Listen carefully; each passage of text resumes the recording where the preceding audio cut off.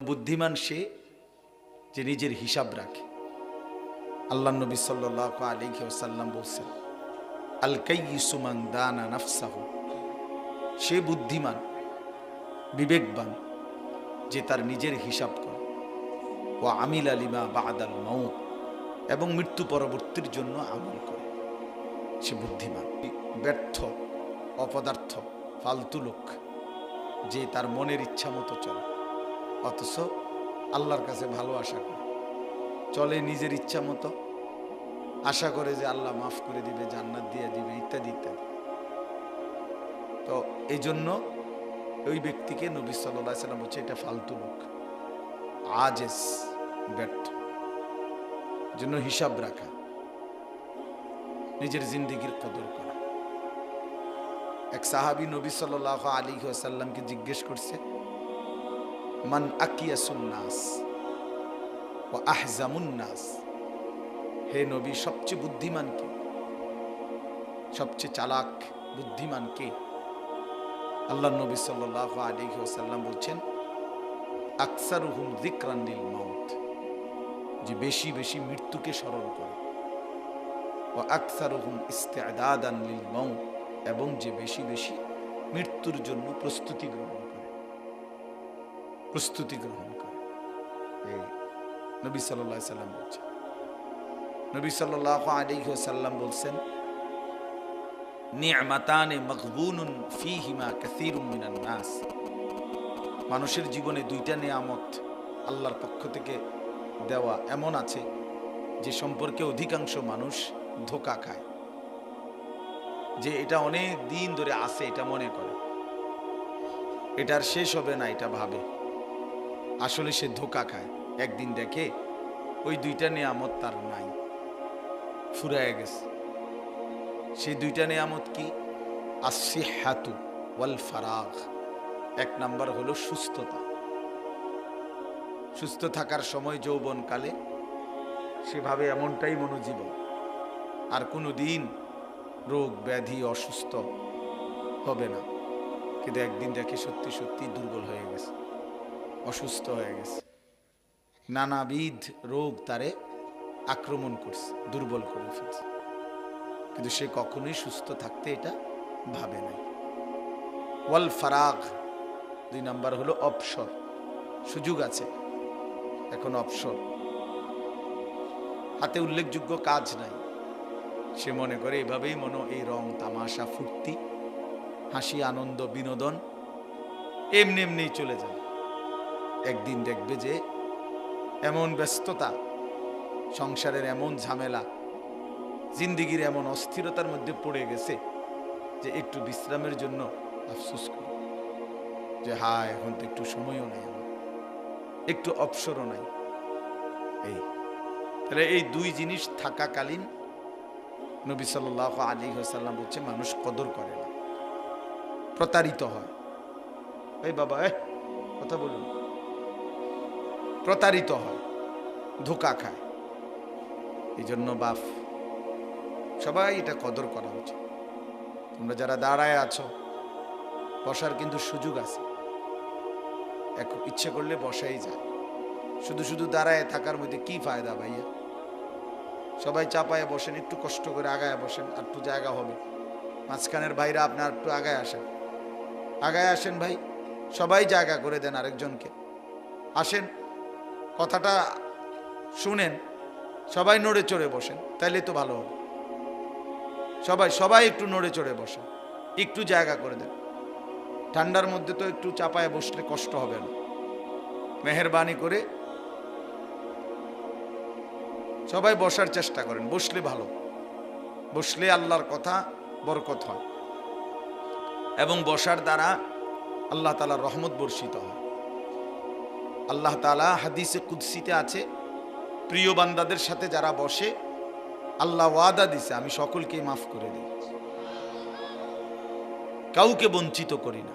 হুমুল কওমু লা ইয়াশকা বিহিম জালিসুহুম, আল্লাহ বলেন আমার নেক বান্দাদের মজলিস এমন যেখানে বসা কাউকেই আমি আল্লাহ বঞ্চিত করি না। এজন্য বসতে হয়। মজলিস বলে যেখানে বসে, হালাকা বলে হালকা, মানে যেখানে গোল হয়ে একত্রে বসে, ওই যে হালকায়ে জিকির বলে, হালকা মানে একত্রে বসা, মজলিস এইটা মানে হচ্ছে একসাথে বসা। এই জন্য দাঁড়ায় থাকা আসলেই কোরআন সুন্নার দৃষ্টিতে কোনোভাবেই উচিত না। আল্লাহর কথা শুনবার বসে শোনা। নবী সাল্লাল্লাহু আলাইহি ওয়াসাল্লামের হাদিসে আছে, নবীজি সাল্লাল্লাহু আলাইহি সাল্লাম তিনি দেখছেন কয়েকজন সাহাবী এরকম নবীজির কথার সামনে পিছনে দাঁড়ায় আছে। একেবারে স্পষ্ট হাদিসে আছে, নবীজি বলছে ইজলিসু, তোমরা বসে বলো। তো ওনারা সাথে সাথে বসছে। হাদিসের মধ্যে আছে এক সাহাবী আব্দুল্লাহ ইবনে মাসউদ রাদিয়াল্লাহু তাআলা আনহু, তিনি একটু দূরে ছিলেন, তখন আসতেছেন মাত্র। এই সময় নবীজি বলছে বসো। তো হাদিসে আছে এই আব্দুল্লাহ ইবনে মাসউদ রাদিয়াল্লাহু তাআলা আনহু, ওই সাহাবী ওইখানেই বসে গেছে, আর এক কদমও সামনে পা বাড়ায়। নবী বলছে বসো, খালাস, বসে গেছে, কোনো কথা নেই। এটা যুক্তিও করে নাই, যে ব্যাখ্যাও করে নাই যে আসলে মনো আমারে কয় নাই, না, রাসূলুল্লাহ সাল্লাল্লাহু আলাইহি ওয়াসাল্লাম বলছে বসে পড়ো, সাথে সাথে বসে পড়ছে। এজন্য আল্লাহর কথা বসে শুনতে হয়, বসেই শুনতে হয়, এটাই আদব। হযরত জিবরাইল আলাইহিস সালাম, হাদিসের মধ্যে আছে, যখন নবী সাল্লাল্লাহু আলাইহি সাল্লামের কাছে মানুষের আকৃতিতে আসতেন, জিবরাইল কখনো কখনো মানুষের আকৃতিতে নবীজির কাছে আসতেন। একটা ছোট বালিশ আনা, কিন্তু আমার কাছে এটা একটু উঁচা মনে হয়, নামানো যাবে না, এটা একটু নামায় দেন তো, উঁচা উঁচা মনে হয়।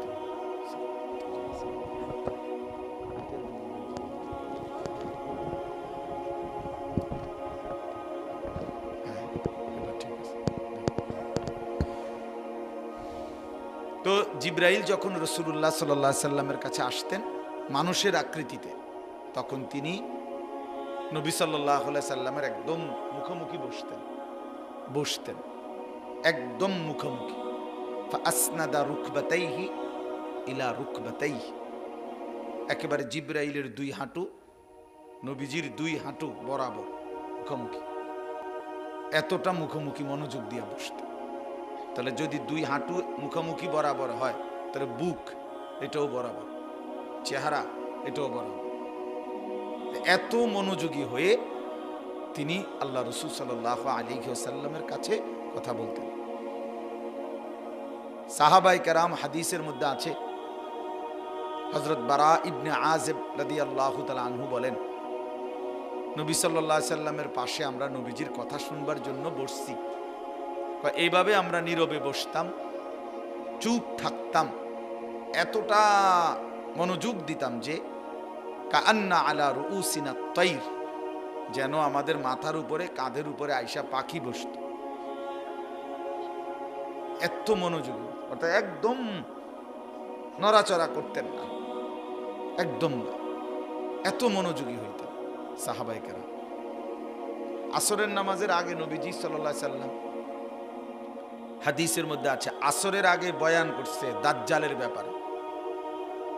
তো নবীজি আসরের নামাজ পড়ে মসজিদ থেকে বের হয়ে গেছে।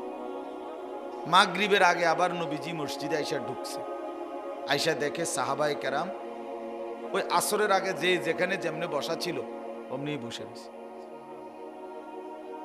আল্লাহর নবী সাল্লাল্লাহু আলাইহি ওয়াসাল্লাম জিজ্ঞেস করলেন, তোমরা বের হও নাই? সবাই যে যার যার জায়গায় যেমনে বসে আছো চুপ হইয়া, ব্যাপার কি? বলছে, ইয়া রাসূলুল্লাহ, দাজ্জালের কথা বলাতে এতটা ভয় লাগতেছে যে যদি বের হয়ে যাই মসজিদ থেকে তো ঈমান যদি চলে যায়, দাজ্জালের খপ্পরে যদি পড়ে যাই, এই জন্য ভয়ে উঠবার কথাই মনে নেই, জায়গা নাড়বার কথাই মনে নেই। কি বিষয়টা ছিল বলে, মানে কি মনোযোগী ছিল। আসর থেকে মাগরিব আপনার লম্বা সময়, নিসলা আউয়াল ধরলে আপনার প্রায় 2.5 ঘন্টা, 3.25 ঘন্টা টাইম। তো এই হিসাবে এই লম্বা সময় ওনারা এমনি বসেছিল। তাহলে আমার বলার উদ্দেশ্য হলো কি, মনোযোগী হইতে হয় আল্লাহর কথা শুনতে। বুট খাইতে খাইতে ওয়াজ শুনলে ফায়দা হয় না, বাদাম খাইতে খাইতে ওয়াজ শুনলে লাভ হয় না। শুনাই হয়, কদ্দুর শুনছি, হুজুরে ফাঁকে ফুঁকে দুই একটা শিক্ষার দিছে, ভালো লাগছে। এই আরেকজনে হয়তো বলে যে হুজুরে কয়েকটা সুর দিছে, টান দিছে, এই তো সুর দিছে, টান দিছে, গজল গাইছে, ডুলছে, হ্যাঁ সম্বম করছে আর কি। তো এই তো কোনো লাভ হলো না, এটা তো কোনো আসলে কোনো পরিবর্তন না। নিজের পরিবর্তন জরুরি। এজন্য ভাইয়া আমি এটা প্রত্যেক দিন বলি যে মনোযোগ দিয়ে আল্লাহর কথা শুনতে হয়। জুমার নামাজের বয়ান, ওলামায়ে কেরামের বয়ান, সে যেই হোক, পরিচিতি কোনো কিছু না, জনপ্রিয়তা এগুলো ধোঁকা। আল্লাহর কথার প্রতি মনোযোগ দাও, নিজের জন্য গ্রহণ করা। উনি জনপ্রিয় বক্তা, তো সবাই দৌড়ে আইলাম। আরেকজন জনপ্রিয় না হয়তো, আল্লাহর ইচ্ছা, তো উনি আল্লাহর কথা বুঝে আপনি এটা গুরুত্ব দিলেন না, তো আপনি কিসের গুরুত্ব দিলেন? তো আল্লাহর কথার প্রতি গুরুত্ব হলো না, তো ব্যক্তির গুরুত্ব হলো, কি ফায়দা হইবে এতে? কি ফায়দা হবে? আমি মনে করেন আমার নাম আনিসুর রহমান, কারণ আমারে একেবারে মনে করেন 1 কোটি মানুষ চিনে বা 10 কোটি মানুষ চিনে মনে করে, তো আপনার কি লাভ? বুঝেন নাই কথাটা? ছেলেরা তোমরাও বুঝো ভাই, এটা তোমার কি লাভ? আমার চিনে আরই বুঝলাম, একারে সব মানুষ চিনে, একারে চিন না মনে করো আমার 10,000 মানুষ আলগি দিয়া মাথা তুলে নিয়ে 4 রাস্তা ধোতাই দিয়েছে, হুজুর আপনারে বেশি চিনছি আমরা, যাতে আপনারে ডইলা লাভ আছে, বা ওয়াই ব্রিজের মাঝখানে হতাই দিয়ে লাভ কি? আমারে চিনলে কি হলো, না চিনলে কি হলো? তোমার ফায়দা কি হয়েছে সেটা বলো ভাই। আপনার পরিবর্তন কি সেটা না বলবেন মেয়ে। এই হুজুরের অনেক মানুষ হ্যাঁ তো চিনে, তো চিনছে আর তো হয়েছে কি? এগুলো ধোঁকা। জনপ্রিয়তা এটা কোনো বিষয় না, মূল বিষয় হলো আমি আল্লাহর কথা শুনতেছি কিনা, আমার নিজের জন্য কিছু গ্রহণ করতেছি কিনা, আমার কোনো ফায়দা হচ্ছে কিনা।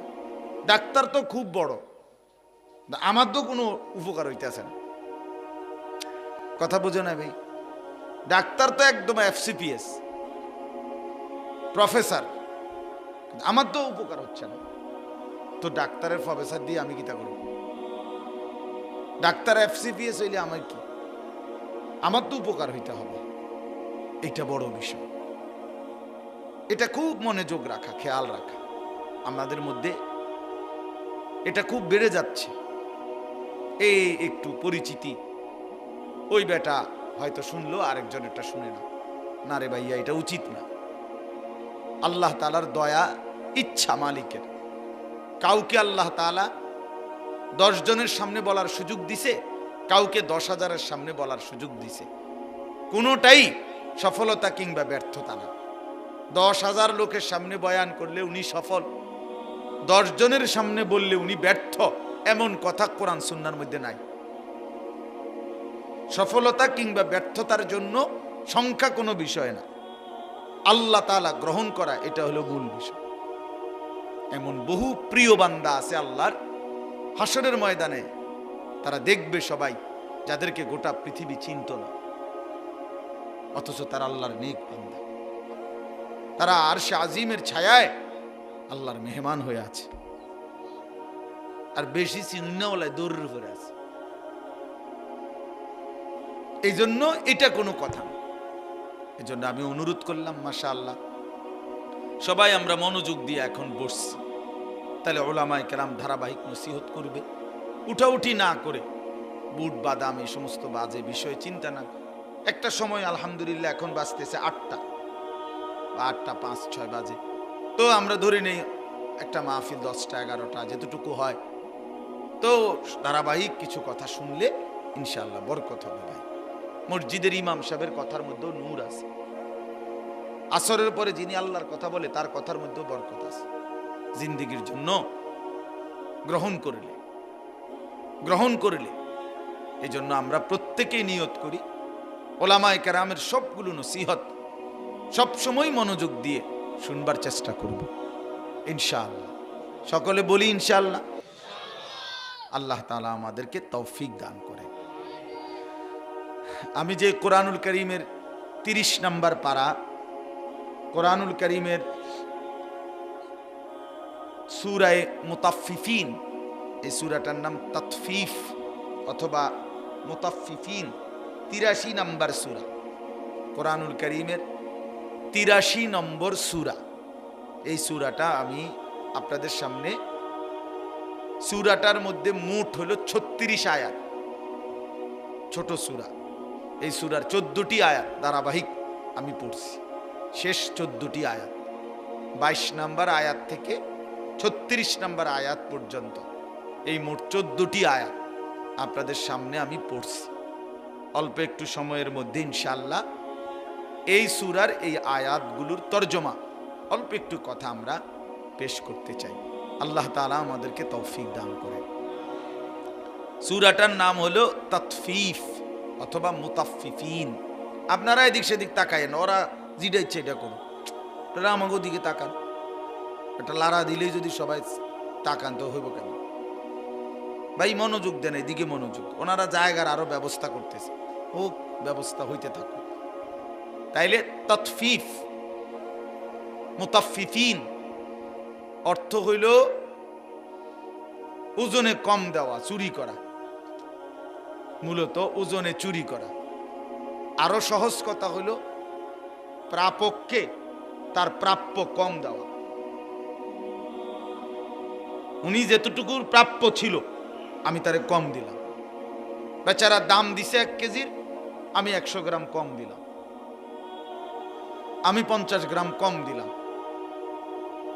এই যেই কোনো ক্ষেত্রে আল্লাহর হক, বান্দার হক, উভয় ক্ষেত্রে কেউ যদি প্রাপ্য থেকে কম দেয় তো এটা জুলুম, এটা অন্যায়, এটা জুলুম। আর আল্লাহ তাআলা বলছে এই ব্যক্তিকে, যে এমন ব্যক্তিদের জন্য জাহান্নাম। ওয়াইলুল লিল মুতাফফিফিন আল্লাযীনা, আলোকিত সূর্যের একটি আলোকিত দিনের উপরে আমি তোমাদেরকে রেখে গেলাম। লাইলুহা কানাহারিহা, রাত বানিয়ে দিলাম দিনের মতো। অর্থাৎ দিনের আলোর যত কিছু, জীবনের যেখানেই তুমি কদম ফেলো, যখন যা করো দিনে, তার ব্যাপারেও আমি যেমন বিধান, আমার সুন্নাত, আমার তরিকা, আমার আল্লাহর কাছ থেকে নিয়ম আমি বলেছি, রাতের বেলাও যা দরকার তাও আমি বলে দিয়েছি। সাওয়া, সমান সমান, সমান সমান। দুর্ভাগা মুসলমান বুঝেন নাই, বুঝেন নাই। জিন্দিগি যে যার মতো দেখা দেখি, এইতে হেইতের লগে মিলজিল করে চলতেছে। বয়স্করা আরো কয়জন বুড়ার লগে মিল্লা জিন্দিগি শেষ করতেছেন। নওজোয়ান, তোমরা তোমাদের সহপাঠী কিছু চরিত্রহীন বখাটে, দিন নাই, রাত নাই, নামাজ নাই, বন্দিগি নাই, আখেরাত নাই, আল্লাহ নাই, রসুল নাই, মোবাইল, নারী, ছবি নিয়ে ব্যস্ত, এমন কিছু ফালতু লোকের সাথে, ছেলের সাথে তোমরা অনেক ছেলে জিন্দিগি শেষ করে দিচ্ছ। জীবনের কোনো অর্থই বুঝলা না, জীবনের কোনো মজাই বুঝলা না। তুমিও তো মজা তালাশ করো, জীবনের আসলে মজাই তালাশ করো, করছো আর কি, বুঝছো না। শুধু শুধু অতৃপ্তি নিয়েই রাত কাটাইলে। নারী আরো যত দেখো অতৃপ্তি বাড়বে, এটা সাংঘাতিক, অতৃপ্তি বাড়ে। মদ যতই খায় আরো নেশা বাড়ে, জুয়া যতই খেলে এই হারামি ততই ফকির হয়। একদিন সর্বশান্ত হয়ে যায়, একদিন ভিটা মাটি ছেড়ে দেয়।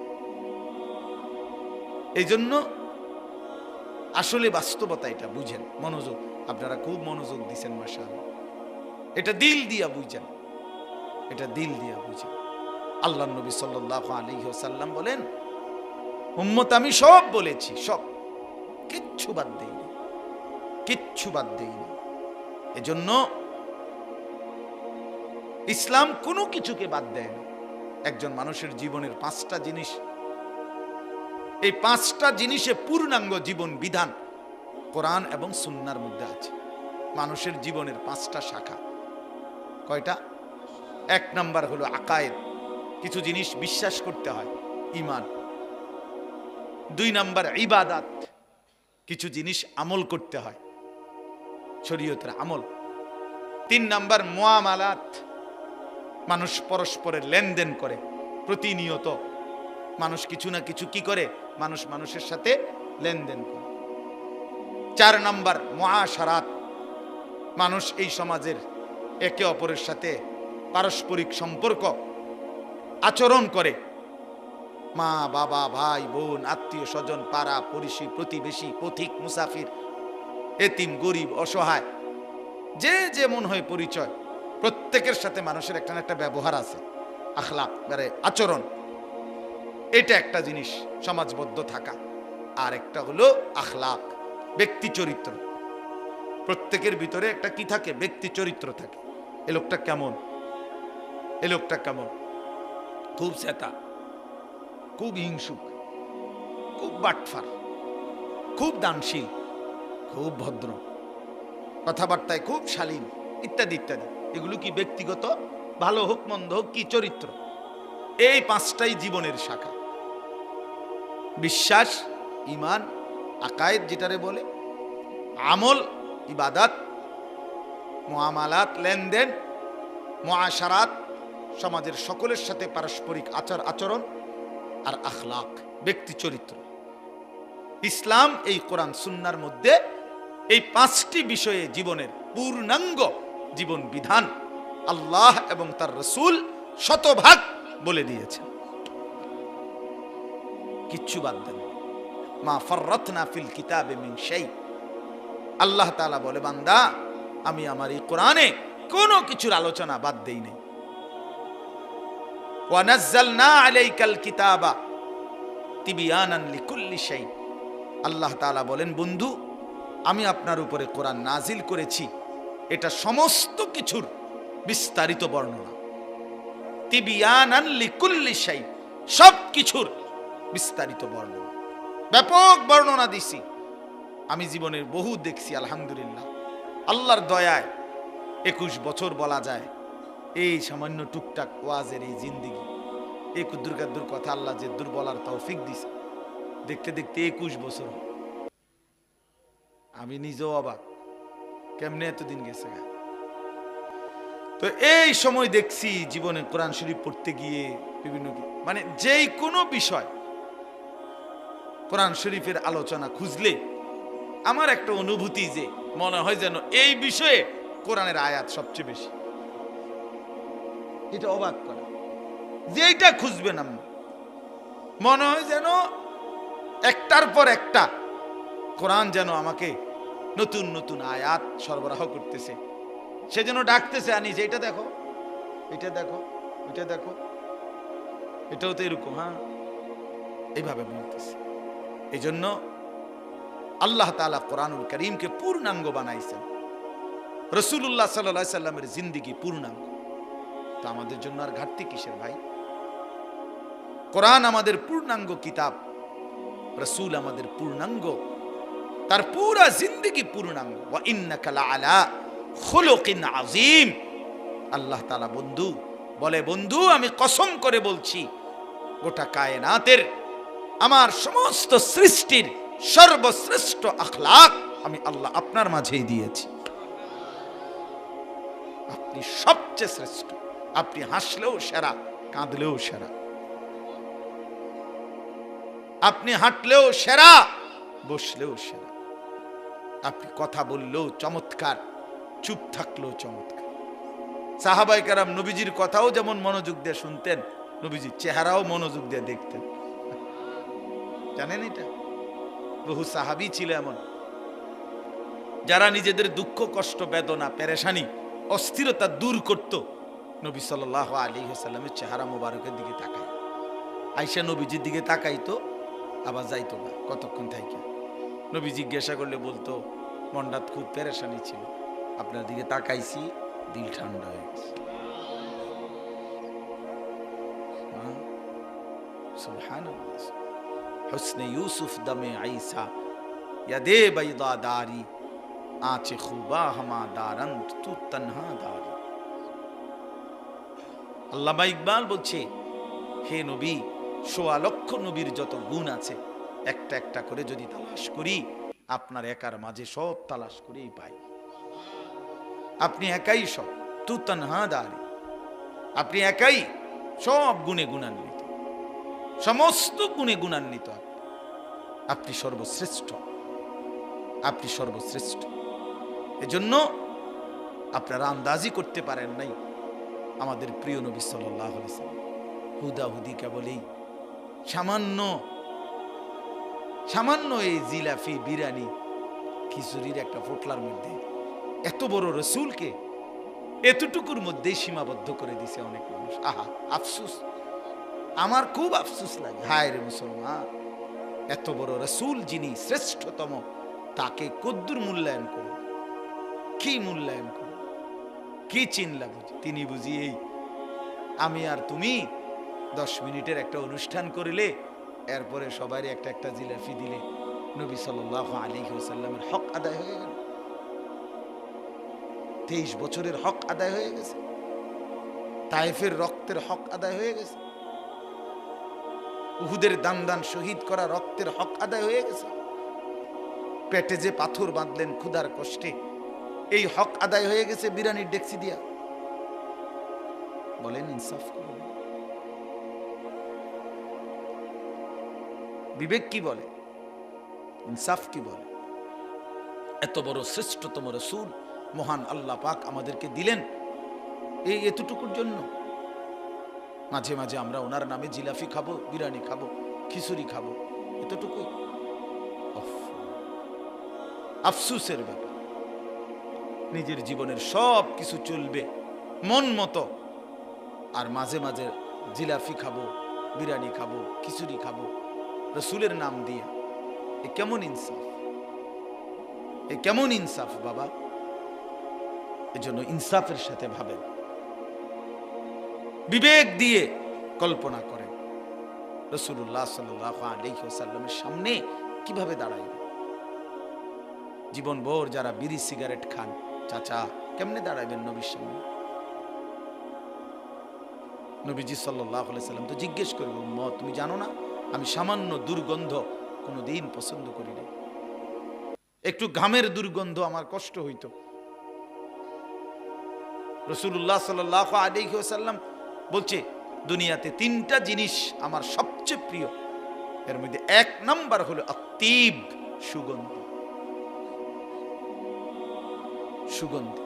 2 নাম্বার আমার বিবিরা, 3 নাম্বার নামাজ। 1 নাম্বার হলো আতর, সুগন্ধি, 1 নাম্বার। আহাব্বুল আশিয়া ইলাইয়া সালাসা, 1 নাম্বার হলো আতর, সুগন্ধি। সামান্য ঘামের গন্ধ লাগছে একদিন, জুমার নামাজের দিন বয়ান করতেছে, তো রাসূলুল্লাহ সাল্লাল্লাহু আলাইহি সাল্লাম বলছে গুসলুল জুমআতি ওয়াজিবুন আলা কুল্লি মুহতালিম। হাদিস, আল্লাহর নবী সাল্লাল্লাহু আলাইহি সাল্লাম বলছে জুমার নামাজ পড়া প্রত্যেকটা বালেগ, তোমাদের প্রত্যেকের জন্য বাধ্যতামূলক। জুমার দিন গোসল করো। তার ওই যে ঘামের গন্ধে কষ্ট পাইছে একটু, তাহলে চিন্তা করে দেখেন সেই প্রিয় রাসূলের সামনে, সেই চির সুগন্ধিময় নবীর সামনে, হায় রে মুসলমান, এত দুর্গন্ধওয়ালা এই বিড়িওয়ালা মুখ লইয়া কেমনে দাঁড়াইবে? বিড়ি সিগারেট খায় যারা, আমি তো প্রায় বলি ভাবি, তাদের বিবি, এই স্বামী এই বিবির জন্য জীবনের সবচেয়ে বড় অভিশাপ। এই বেটির জীবনের সবচেয়ে বড় অভিশাপ যে তার এই স্বামী, যেই বেচারি জীবন বছরের পর বছর এই দুর্গন্ধ সহ্য করে যাইতেছে। কি করবে বেচারি নিরুপায়, তারে বিয়া দিছে বাফে এই অপদার্থের কাছে। এই বিবেকহীন, হ্যাঁ হ্যাঁ আপনি রাগ হইয়েন না, রাগ হইলে জিদ করে বিড়িখানা ছেড়ে দেন।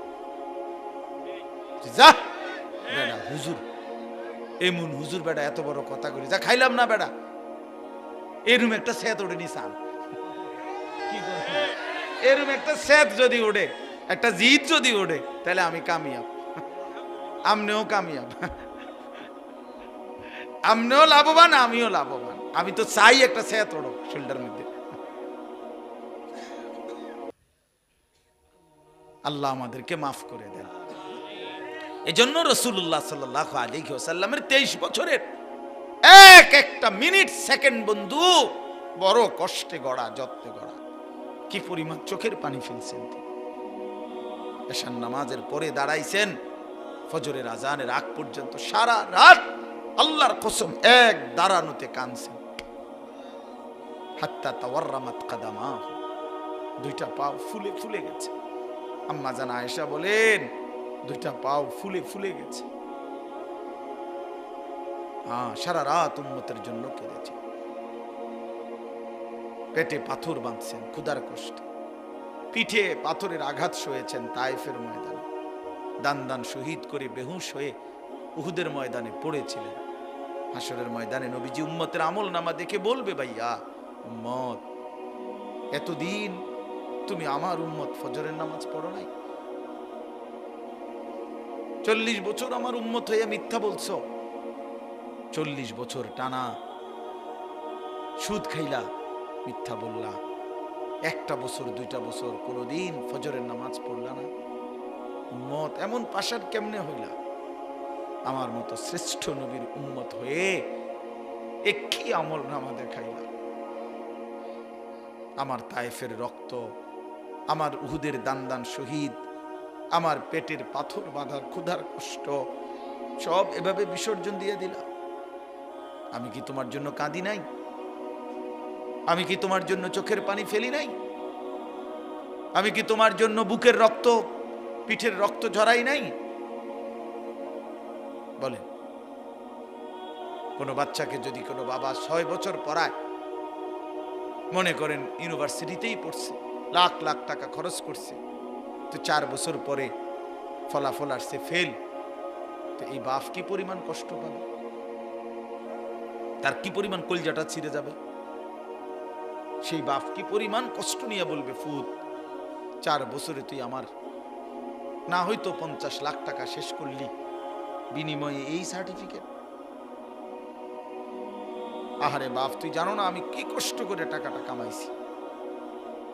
মাথার ঘাম পায়ে ফেলে এই প্রবাসীদের এক একটা টাকা এমনি ঘামের মধ্যে ভিজা, ঘামে ভিজা, এই পরিমাণ কষ্টের টাকা, প্রবাসীর টাকা।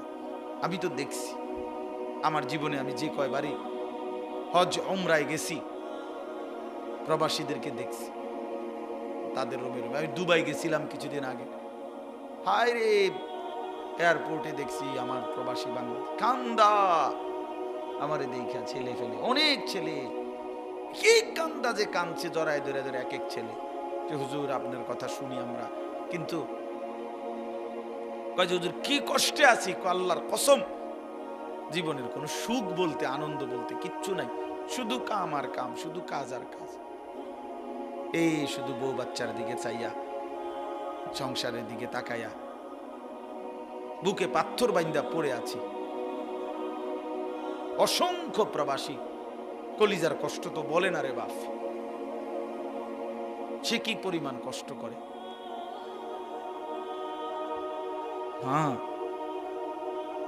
এত কষ্টের বিনিময়ে 32 বছর, এইবারও দেখছি এক ভাই জিদ্দা থাকে 32 বছর ধরে। তো বেটা যদি 32 বছর বিদেশে করে, সৌদি আরব থাকে, এই বেচারা জীবনের আনন্দ আর কি, তার জীবনটা তো এমনি শেষ না। তাহলে 32 বছর জীবনের সুখ আনন্দ বিসর্জন দিয়ে যে মানুষটা সংসারের জন্য এত কিছু করলো, সে যদি আয়সা দেখে তার ছেলেটা এক ওয়াক্ত নামাজ পড়ে না, মেয়েটা পর্দা করে না, বউ পর্দা করে না, বাজারে মার্কেটে ঘুরে, ছেলেটা সারা রাত মোবাইলে উলঙ্গ ছবি দেখে, গেমস খেলে, আমার বাপ, এর চাইতে বড় জুলুম, বেইনসাফি আর কিছু হইতে পারে না। এটা অনেক বড় অন্যায়। তোমরা ছেলেরা যারা আছো, ভাই বোন, কোন মা বোন যদি প্রবাসীর স্ত্রী মেয়ে শুনে থাকেন আমার কথা, তারাও ভাইবেন আপনার স্বামী, আপনি যে পরিমাণ বেপরদিগি করেন, আপনি মনে করতেছেন আপনি ধনির দুলালি না, আপনার স্বামীর এক একটা টাকা প্রবাস থেকে যা পাঠায় এটা ঘামে ভিজা ভিজা, এটার পিছনে 14 ঘন্টা ডিউটি, 12 ঘন্টা ডিউটি, 16 ঘন্টা ডিউটি করে, 16 ঘন্টা 12 ঘন্টা ডিউটি করে। আমরার মতো এসব ফাঁকিবাজি ডিউটি আমাদের দেশের মতো একটা সেকেন্ডে এদিক সেদিক হলে কারামা, মানে জরিমানা। এই জন্য ভাই আমার, বন্ধু আমার, মনের আবেগে এই কথাগুলো বলে ফেললাম লম্বা করে। বলতেছিলাম এই কথাটা যে কোরআন এবং আমাদের প্রিয় নবী সাল্লাল্লাহু আলাইহি সাল্লাম জীবনের কোনো কিছু বলা থেকে বাদ দেন নাই, সব বলেছেন। আমাদের একটা সুন্দর ধর্ম, আমাদের একজন মহান আল্লাহ, আমাদের একজন শ্রেষ্ঠতম রাসূল, আমাদের একটা শ্রেষ্ঠ কিতাব, এত সৌন্দর্যময় 4টি নিয়ামত আমাদের কাছে থাকতে আমরা যদি নষ্ট হয়ে যাই, পথহারা হয়ে যাই, এটা আফসোস। আফসোস। আমাদের আল্লাহ তিনি সর্বশ্রেষ্ঠ, আমাদের নবী মুহাম্মদ সাল্লাল্লাহু আলাইহি সাল্লাম তিনি সর্বশ্রেষ্ঠ, আমাদের কিতাব কোরআন এটাও সর্বশ্রেষ্ঠ, আমাদের ধর্ম ইসলাম এটাও সর্বশ্রেষ্ঠ। তাহলে যার কাছে এই 4টি সর্বশ্রেষ্ঠ নিয়ামত যার কাছে আছে, সে চরিত্রহীন হবে কেন? প্রিয় ভাই বলো না, বাপ বলেন কিসের অভাবে 4 দোকানে আড্ডা দিয়া জীবন শেষ করে দিলেন? কি বুঝেন নাই? 60 বছরও আল্লাহ চেনেন নাই, 50 বছরেও মালিক চেনেন নাই,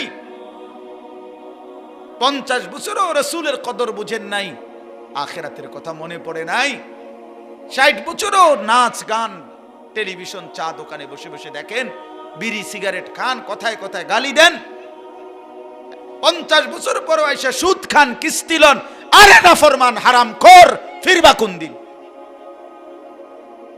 ফিরবা কোন দিন? মরবা কোন দিন? কবরে যাইবা কোন দিন? বাপ, এই বাপ বলো না, বাপ তুমি ফিরবা কোন দিন? 60 বছরও সময় হয় নাই, 50 বছরও সময় হয় নাই। বলো ছেলেরা, বাবা এই ছেলেরা, তোমরা যারা একটা বছর কোনোদিন ফজরের নামাজ পড়ো নাই, আর কতদিন পরে তোমার সময় হবে? বাপ বলো, আমার সন্তানরা বলো, আমার ছেলেরা বলো, আমার নওজোয়ান সাথী বলো, তুমি আমার সন্তান বলো ভাই। আমার বড় সন্তানের বয়স 16 বছর। আমি সেদিন মনে পড়ছে আমার ছেলে, আমার মেয়ে 15 বছর শেষ। আমারে ওই দিন একজনে বলছে, আর হুজুর আমার এয়ারফোন আর কি, আমার ছেলের বয়স বলে 13 শেষ, বড় ছেলের। আমার এটা আমি জানতাম না, মানে আমার কাছে মনে হয়েছে আমি ঈদে ফোলাই না, অথচ আমার জিফুত বড় হয়ে গেছে।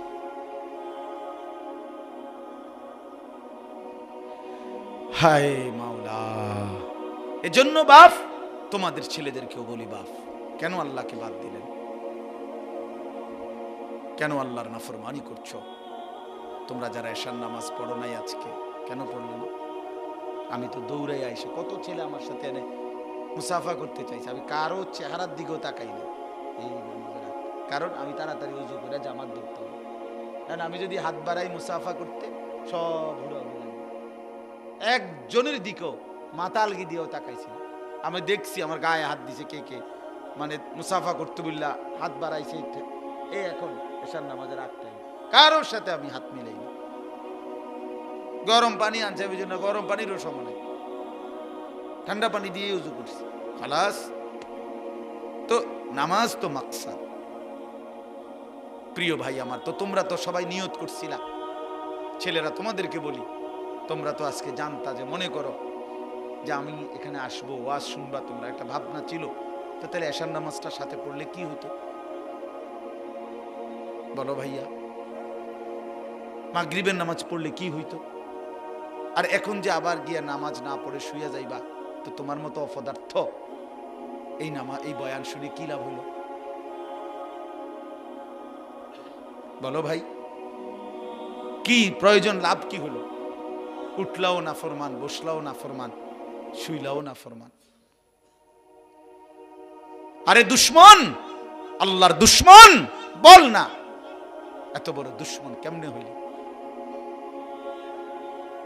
বেনামাজি তো আল্লাহর দুশ্মন, বেনামাজি তো রাসূলের দুশ্মন, বেনামাজি ইসলামের দুশ্মন, বেনামাজি শয়তানের বন্ধু, ইবলিসের বন্ধু।